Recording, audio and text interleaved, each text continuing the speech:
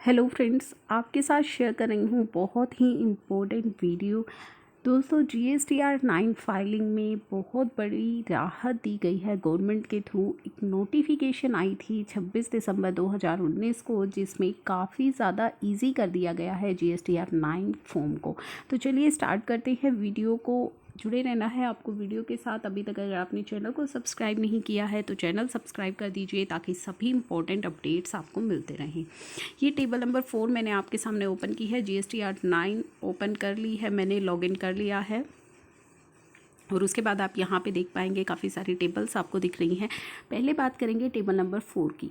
Table number 4 जो है उसमें हमें अपनी डिटेल्स देनी है अपने एडवांसेस की। Inward and outward supply made during the financial year on which tax is payable. कोई भी हमने इनवर्ड सप्लाई ली है जिस पे RCM के अंडर हमें टैक्स पे करना है, या हमने आउटवर्ड सप्लाई की है, कोई एडवांसेस हैं, तो उन सभी की रिपोर्टिंग हमें करनी है टेबल नंबर 4 के अंदर।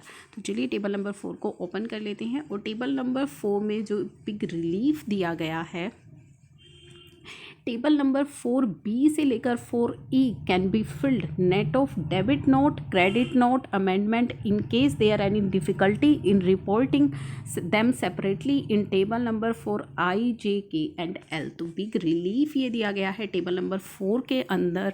अब आपको टेबल नंबर 4 में B, C, D and E जो आपको दिखानी है। टेबल नंबर 4A पॉइंट में आपको दिखाना है जो आपने अनरजिस्टर्ड पर्सन को सप्लाई की है। बी पॉइंट में आपको दिखाना है जो आपने रजिस्टर्ड पर्सन को सप्लाई की हैं।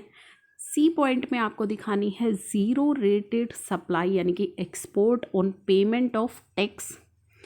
डी पॉइंट में अगर SCZ आपकी कोई सप्लाई है जो आपने SCZ को की है ऑन पेमेंट ऑफ टैक्स। ई में डीम्ड एक्सपोर्ट आपको दिखानी होती है। एफ पॉइंट में आपको दिखाने हैं वो सभी एडवांसेस जिन पर आपने टैक्स पे किया है लेकिन इनवॉइस अभी इशू नहीं किए हैं। कोई आपको एडवांस रिसीव हुआ है जिस पे आपने ऑलरेडी टैक्स पे कर दिया है लेकिन अभी तक आपने इनवॉइस इशू नहीं किए हैं। अब यहाँ पे मेन आता है जो राहत दी गई है, वो दी गई है कि टेबल नंबर B से लेकर टेबल नंबर E तक अगर आपने कोई क्रेडिट नोट इशू किए हैं, कोई आपने डेबिट नोट इशू किए हैं, कोई अमेंडमेंट की है, तो अब आप वो सब नेट ऑफ करके इन टेबल्स में दिखा सकते हैं। आपको सेपरेटली वो table number I, J, K and L में शो करने की ज़रूरत नहीं है। अगर आपको शो करना है तो आप कर सकते हैं, लेकिन अगर आप चाहते हैं कि आप नेट ऑफ करके दिखा दें तो आप नेट ऑफ करके भी दिखा सकते हैं। बात करें टेबल नंबर G की, inward supply on which tax is to be paid on the reverse charge basis. तो टेबल नंबर G में आपको दिखाना है इनवर्ड सप्लाई जिन पर आपने RCM के अंडर टैक्स पे किया है। तो ये है टेबल नंबर 4 में बिग रिलीफ दिया गया है कि सेपरेटली आपको अमेंडमेंट्स, क्रेडिट नोट्स दिखाने की रिक्वायरमेंट नहीं है। अब बात करते हैं टेबल नंबर 5 की। Table number 5A to 5F can be filled net of credit note, debit note and amendment. तो टेबल नंबर 5A में भी आपको जो है यहाँ पे रिलैक्सेशन दे दी गई है।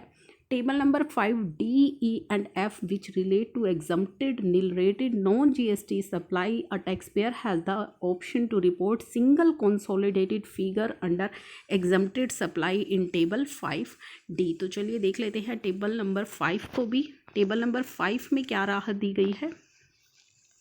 टेबल नंबर 5 आपकी बात करता है details of outward supplied made during the financial year on which tax is not payable. तो अगर आपने कोई एग्जम्प्टेड सप्लाई की है, कोई निल सप्लाई की है, तो वो आपको दिखानी है टेबल नंबर 5 में जिन पर आपने टैक्स पे नहीं किया है। तो यहाँ पे भी वही कहा गया है, टेबल नंबर ABC आपको जो दिखानी है ABCD आप दिखा सकते हैं नेट ऑफ करके। क्रेडिट नोट, डेबिट नोट, या आपने कोई अमेंडमेंट की है, आपने को सेपरेटली ये क्रेडिट नोट, डेबिट नोट के फिगर्स अब डालने की ज़रूरत नहीं है। अब बात आती है table number D, E and F को लेकर कहा गया है कि अगर आपकी एग्जम्प्टेड सप्लाई है, निल रेटेड सप्लाई है, नॉन GST सप्लाई है और आप बाइफ्यूरिकेट नहीं कर पा रहे हैं उसे, तो आप टोटल इनका दिखा सकते हैं पॉइंट नंबर D में एग्जम्प्टेड सप्लाई के अंदर। आई होप टेबल नंबर 5 आपको समझ आ गई है। टेबल नंबर 5 भी आप दिखा सकते हैं net of credit note, debits note. और यहाँ पे जो एक इम्पोर्टेंट पॉइंट लिखा गया है वो ये लिखा गया है, table number 5D, E and F tables में जो point number 5 D E and F है जो कहता है exempted supply, nil rated supply, non GST supply, तो टैक्स पेयर को ऑप्शन दिया गया है कि वो एक कंसोलिडेटेड फिगर डाल सकता है 5D में अगर वो बाइफ्यूरिकेट नहीं करना चाहता है point number D E and F को, तो आप पूरा का पूरा इन तीनों का टोटल डाल सकते हैं एग्जम्प्टेड सप्लाई के अंदर। ये इम्पोर्टेंट आपको रिलीफ दिया गया है टेबल नंबर 5 के अंदर। तो चलिए अब नेक्स्ट बात करते हैं टेबल नंबर 6 की। टेबल नंबर 6 हमारा कहता है ITC availed during the financial year in table 6B, C, D and E. B, C, D and E. A taxpayer has the option to report ITC under the input row only instead of reporting the breakup. तो आपको breakup देने की ज़रूरत नहीं है ITC का, आप net of करके भी अब पूरा का पूरा टोटल इनपुट भी आप शो कर सकते हैं।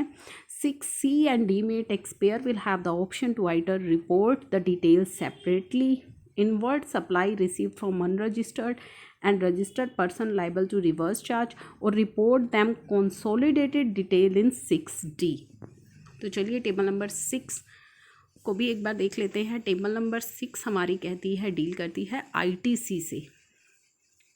तो टेबल नंबर 6 में हमें कहा गया है कि table number 6 B, C, D and E में अब आप इनपुट की फिगर को बाइफ्यूरिकेट करने की आपको रिक्वायरमेंट नहीं है, आप टोटल इनपुट दिखा सकते हैं।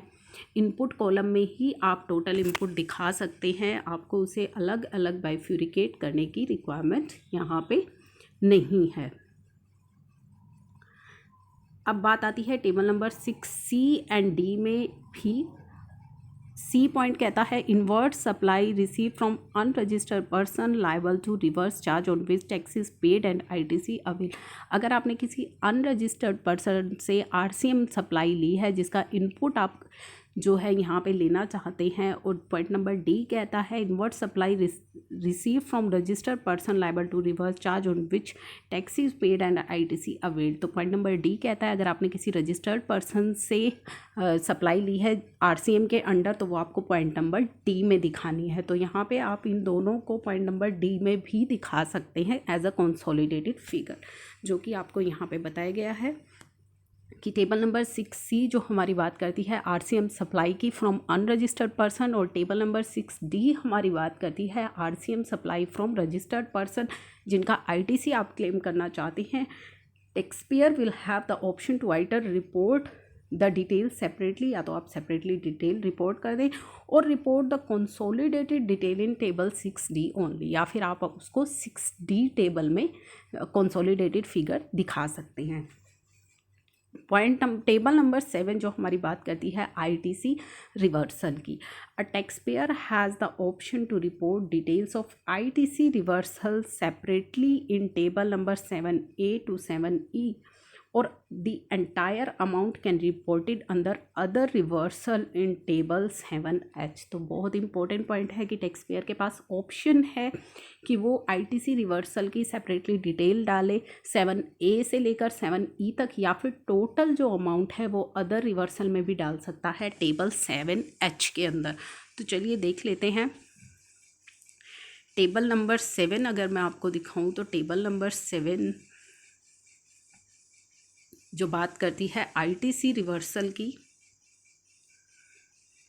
आप चाहें तो टेबल नंबर A से लेकर E तक आप उसे दिखा सकते हैं, या फिर आप table number H other reversal में पूरा का पूरा कंसोलिडेटेड फिगर दिखा सकते हैं, या चाहे तो सेपरेटली दिखा सकते हैं टेबल नंबर 7A से लेकर 7E तक, या फिर कंसोलिडेटेड फिगर आप 7H तक दिखा सकते हैं।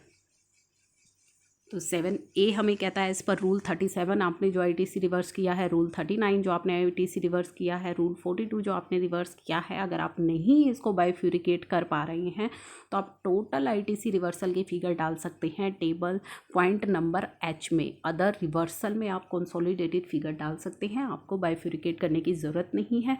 हाँ, आपको जो पॉइंट नंबर F है reversal of ट्रान 1 credit and reversal of ट्रान 2 credit, इसको सेपरेटली दिखाना होगा टेबल नंबर 7 के अंदर। तो ये थी इम्पोर्टेंट रिलीफ जो दिया गया है टेबल नंबर 7 के अंदर।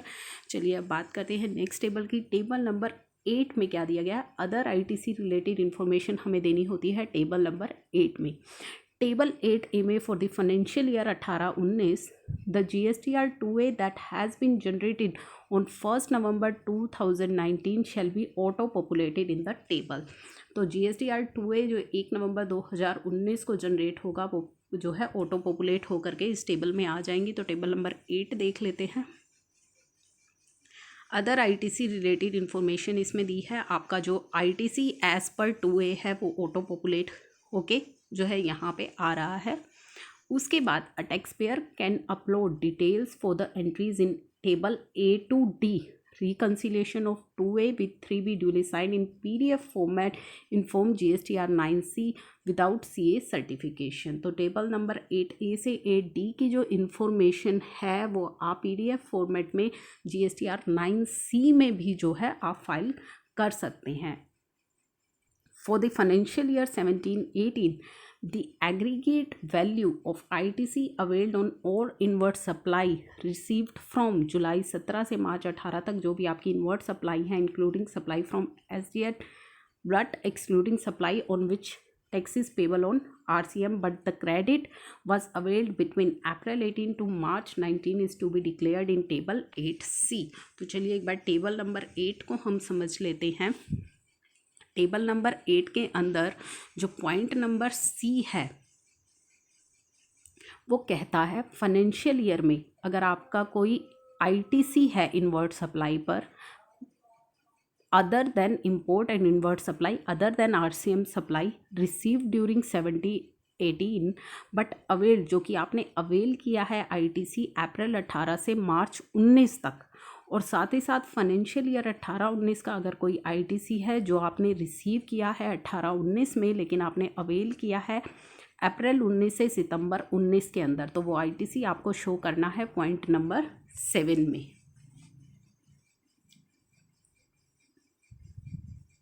तो ये यहाँ पे need to be declared in table 8C तो आपको टेबल 8C में वो डिक्लेयर करना है।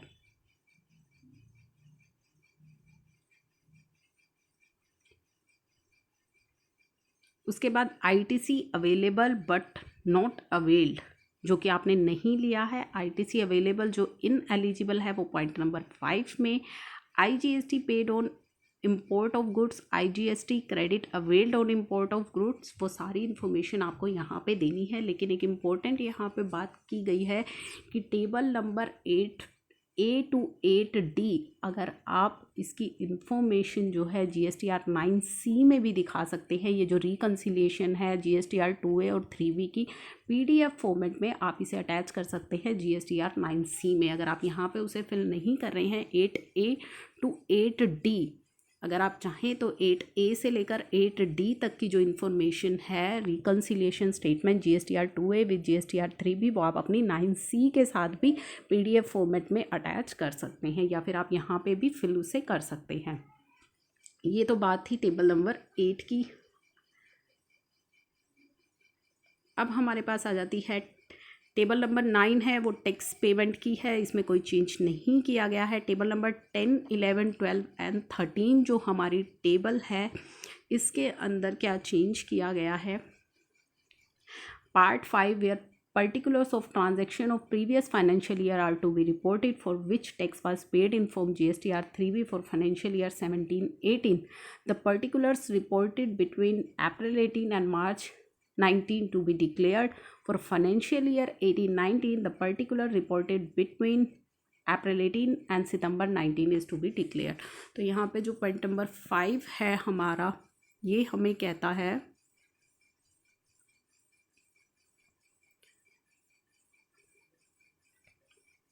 so it's table number 10 to 18.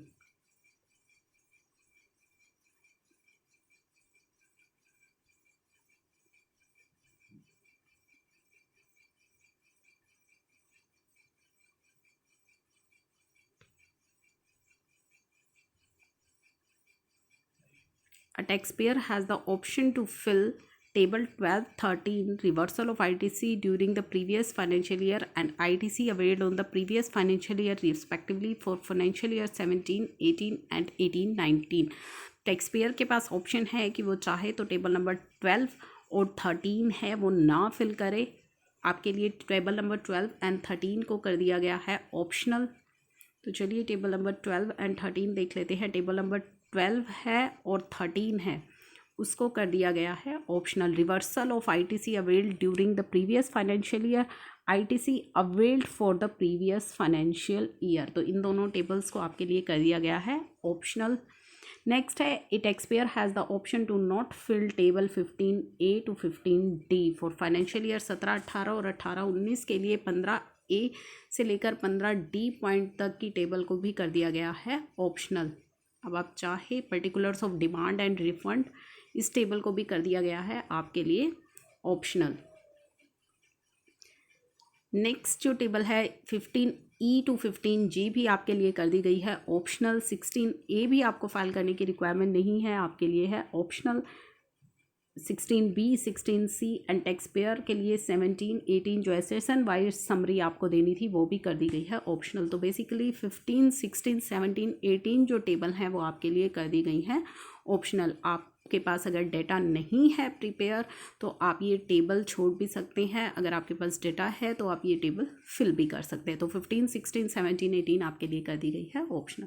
तो ये दिए गए हैं बिग रिलीफ GSTR 9 को लेकर। आई होप ये आपके लिए होंगे helpful. Thank you for watching.